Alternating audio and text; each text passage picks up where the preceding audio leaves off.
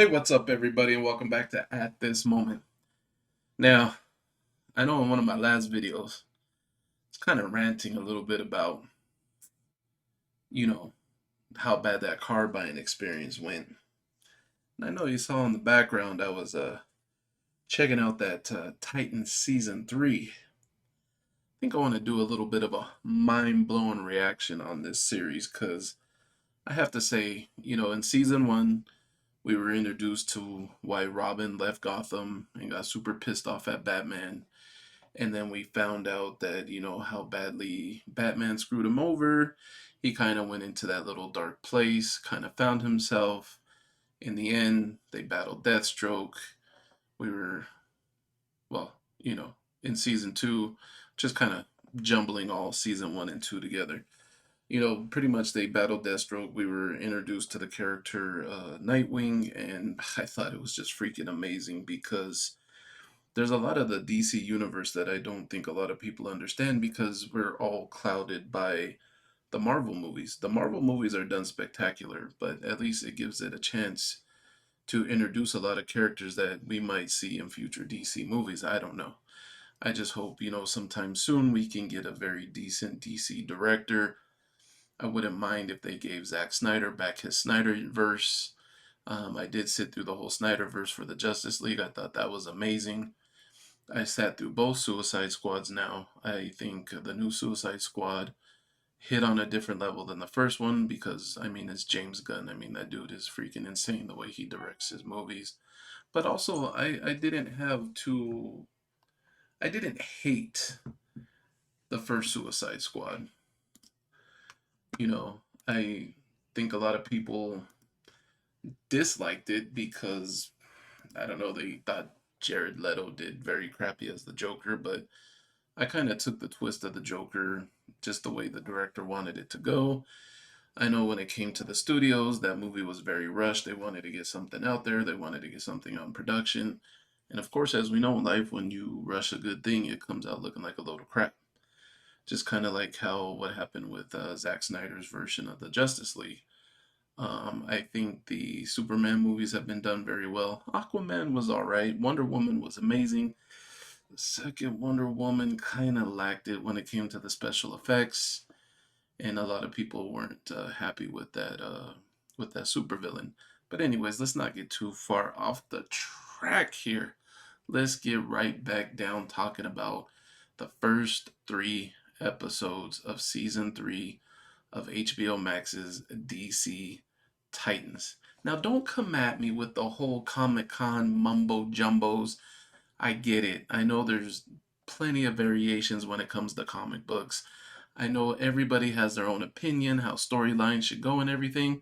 But if you really sit down and you just look at the product that HBO Max is putting out with the Titans series, it's been pretty kick ass. So, of course, season one opens up that the Joker is up to, his no good antics again, and Jason Todd is on the phone with Bruce Wayne. He wants to go out. He wants to hunt down the Joker. Bruce Wayne, talking on the perspective from the Batman, is like, no, you're going to wait for me and we'll do this together. You can't do this alone because Batman, of course, has been battling the Joker for centuries. And maybe a lot of these events would have unfolded if Batman didn't have his no kill policy or, whatever it might be. And the Joker knows that as well because when the other Titans are at the Titan headquarters in San Francisco. Jason Todd goes out. He decides to get you know a stick up his rear end. He doesn't like to listen. He's a very not a good listener to begin with, and he goes out and he tries to seek the Joker himself. And of course, within the first 10-15 minutes, um, he gets pretty much taken out by the Joker, with the classic crowbar, Joker kills Robin bit. And of course, this Robin version is Jason Todd. So, as time goes on, they try to get, Bruce Wayne to try to cope with it a little bit better. We're introduced to the character Barbara Gordon, which is, Commissioner Gordon's daughter. He has passed away in these events of a heart attack, and she's already in the wheelchair because we know for many renditions of the Batman series, the Joker is the one that put her in the wheelchair when he shot her and hit her spinal cord and made her paralyzed. Well, that's the rendition that I'm familiar with. And so, of course, uh, Nightwing or Grayson is, they try to get, him and Barbara Gordon try to get together, try to get on the good side of Batman. But of course, it comes down to the fact that um, Batman's already been trying to recruit the next, Grayson or Jason Todd, or we almost get a little bit of hint of the next Robin in another cutscene. But anyways, it seems to, really get into the mind of Bruce Wayne. And uh, in one of the episodes, I can't remember if it was one or two, he does come back with a bloody crowbar explaining to Dick Grayson that he has killed and murdered the Joker. And he just explains to him that all he did was laugh at me. All he did was laugh as I cracked his skull open in half. I mean, if that's not just classic Joker, then that's some crazy stuff. But I was just mind blown that, it really took a twist that way. Or was that really, really the Joker? I don't know. There could be a twist ahead. But all in all, this brings us to a character kind of similar to Deathstroke. He's kind of a hitman for hire. Of course, very anti Batman and, wants to do his own thing and kind of have the bad guys work for him. We're introduced to Red Hood, which is a very cool character, I think. Like I said, it seems like all the bad guys get the best, looking costumes and, the kick ass weapons and everything like that. And, he pretty much starts sending the Titans on all these little wild goose chases. And Nightwing, Dick Grayson, needs to uh, we reach out to Scarecrow to help kind of try to figure out what's going on in the mind of this Red Hood that they don't know who that is or anything. And in one of the episodes, it's revealed, Dick Grayson, it's at the end of episode 2, Dick Grayson, Nightwing finds out that Red Hood is Jason Todd, the Robin they thought was all murdered by the Joker. So there's been some cutscenes with Starfire and everything that kind of show what might have entailed on how they brought him back to life and everything like that. Of course, it hasn't been shown full blown how they brought him back to life, but what really, really rocked it for me and just was mind blowing is we all knew that Red Hood was setting the Titans up for something. We knew whether they stole the gold or not, that he was not going to let them get away with what they were trying to do. And what they were trying to do is save Hawk. He had that explosive device plugged into his chest, and, pretty much he had a certain amount of heartbeats left, which was the countdown to the bomb.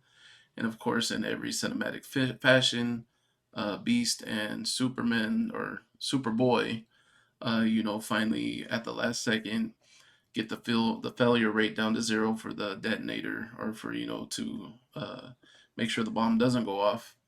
And in cinematic fashion, the standoff between Red Hood and Dove is that Dove has to kill at this point Jason Todd because he takes his mask off and he's like, all you got to do is shoot me. All you got to do is kill me, and then you'll deactivate the bomb. And so of course, Nightwing shows up in every superhero fashion to try to stop her from doing something that she'll regret.